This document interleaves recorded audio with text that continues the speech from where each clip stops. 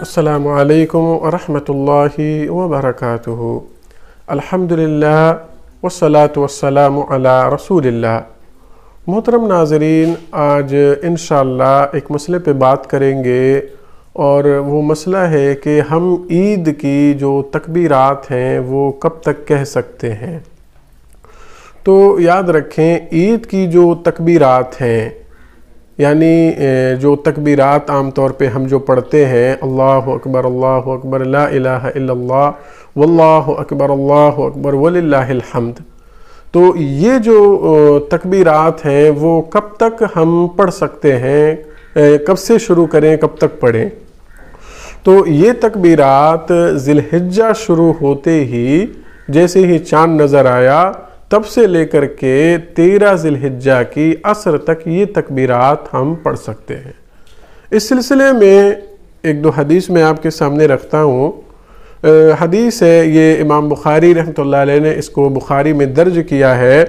فرماتے ہیں، وَكَانَ ابن عمر وابو هريرة رضی اللہ عنہما يخرجان الى السوق في ایام العشر يكبران ويكبر الناس بتکبیرهما، کہ حضرت ابن عمر رضی اللہ عنہ اور حضرت ابو ہریرہ رضی اللہ عنہ، یہ دونوں صحابی بازار کی طرف نکل جاتے اور بازار میں یہ تکبیر کہتے، اور ان کی تکبیر کو سن کر کے لوگ بھی تکبیر کہا کرتے تھے۔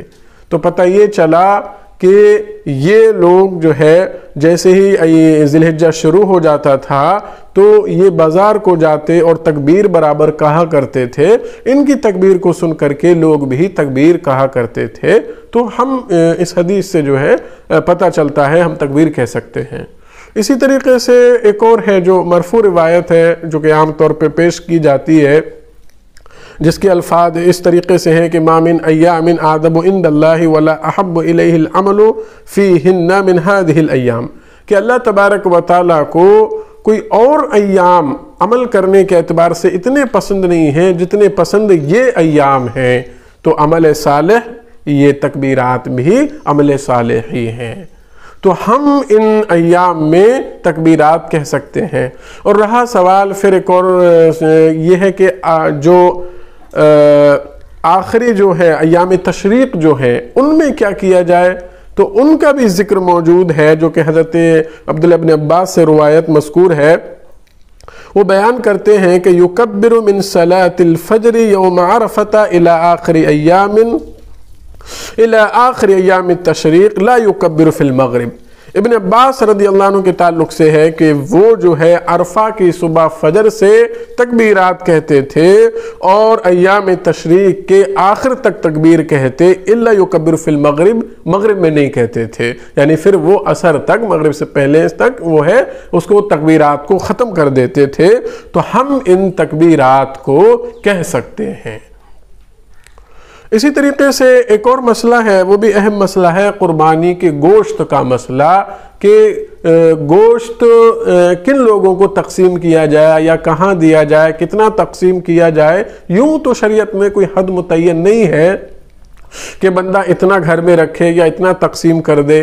اب چونکہ مسئلہ ایسا ہو گیا ہے کہ آج لوگوں کی حالت دیکھ لیں ہم، کہ لوگ جو ہے جانور ذبح کرنے کے بعد اپنے فریج میں جمع کر کے رکھ لیتے ہیں، اور غریب، مسکین اور جو پریشان حال لوگ ہیں وہ محروم رہ جاتے ہیں۔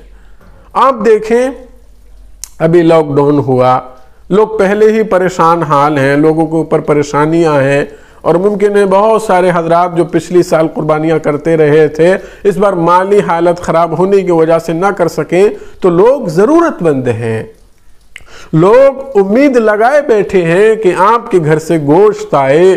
تو براہ مہربانی آپ سارا کا سارا قربانی کا جو گوشت ہے اپنے فریج میں جمع نہ کریں، بلکہ مسکینوں کا، غریبوں کا، یتیموں کا، بیواؤں کا آپ خیال رکھیں۔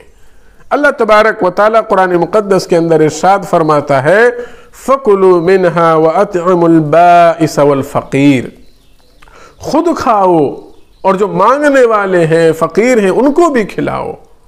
اور فرمایا اللہ تبارک و تعالیٰ نے، فَكُلُوا مِنْهَا وَأَطْعِمُوا الْقَانِعَ وَالْمُعْتَرَ، خود کھاؤ جو سوال کرتے ہیں ان کو بھی کھلاؤ، جو سوال نہیں کرتے ان کو بھی کھلاؤ۔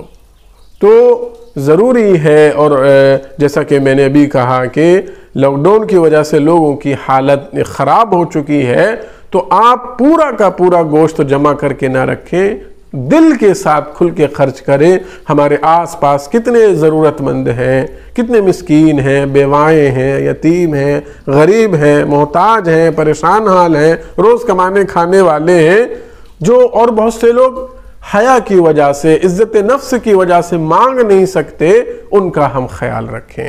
اللہ سے دعا ہے اللہ تبارک و تعالی ہماری قربانیوں کو قبول فرمائے، اللہ صحیح سمجھ کی توفیق عطا فرمائے، آمین۔ السلام علیکم ورحمۃ اللہ وبرکاتہ۔